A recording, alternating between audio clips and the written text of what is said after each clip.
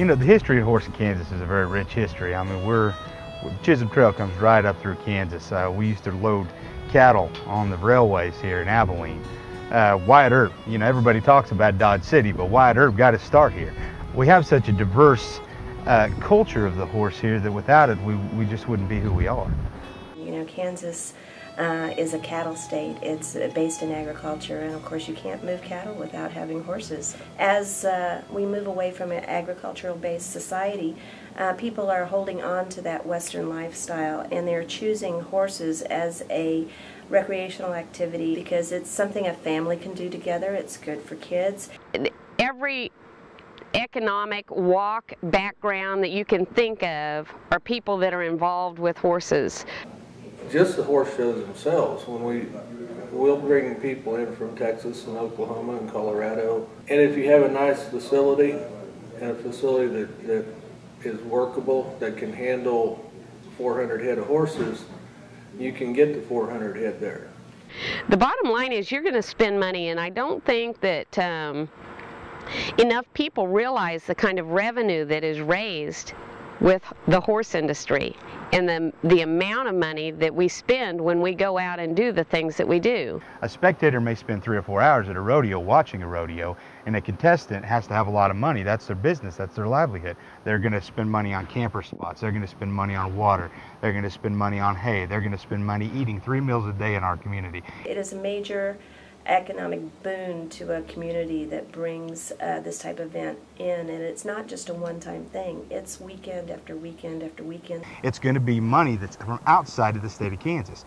For high school rodeo, for instance, 46 states, 5 Canadian provinces, and Australia. I mean, when we bring all this money into Kansas, it's new money. Kansas City did a study, and they figure for every family, it puts in over $1,000 a day into their economy. And we need for that to be coming back into this state instead of going to other states. Kansas needs this facility. We have leaders in the industry going to other states right now to be able to do their business. We go to Nebraska, Missouri, Oklahoma.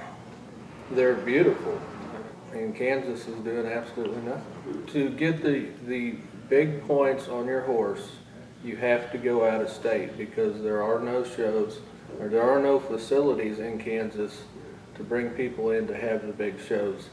And people show for national points on their horses.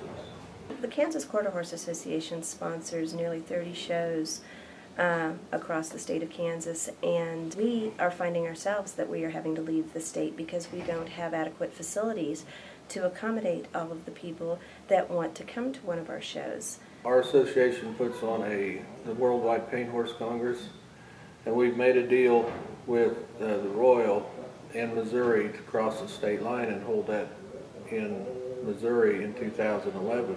Every facility that we can have, similar to what the Kansas Star is proposing to do in Mulvane, would be a great boon not only to their community but to the state of Kansas. They're bringing money from outside of our state once again into our state to invest in our people. Our horse community is 100% behind this idea. There's no downside to this. It's only Peninsula is going to complement the horse culture that already exists here. It's going to take nothing away, and it's only going to grow, help us succeed in what we've been trying to do in Kansas with the equestrian, bovine, western events market.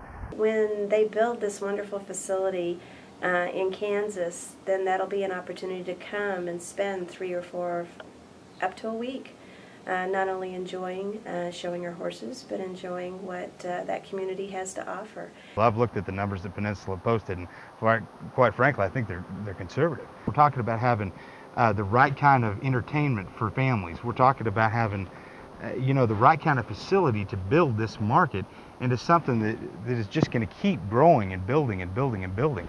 Look at the economic impact that this is going to make on this state. Accept the fact that this is going to be something that we could really use and that would be used without a doubt. Sort of that Kevin Costner, if you build it, they will come. It is so true. Kansas has to have a facility like this to keep the equine industry in Kansas.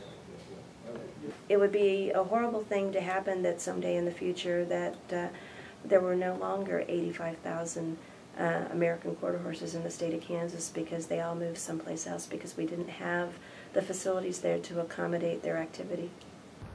We're talking about destination tourism. We're talking about being able to be a cut above the entire nation. With our location off of I-40 and I-70 and Highway 50 and 54 and I-35 and 235, it's critically important that we take advantage of what we're good at, which is location, which is our history of being such a rich horse culture. When you build a facility like they're planning on building, it brings in contestants. We're not aiming toward the spectators, we're aiming for the contestants. When you have a contestant-driven market, the boundaries are limitless. I would like to see Kansas put on the map. We're in the middle of the United States. Every road that pretty much runs through the U.S. comes through Wichita, comes through the Mulvane area. Bring them here, it's what we need.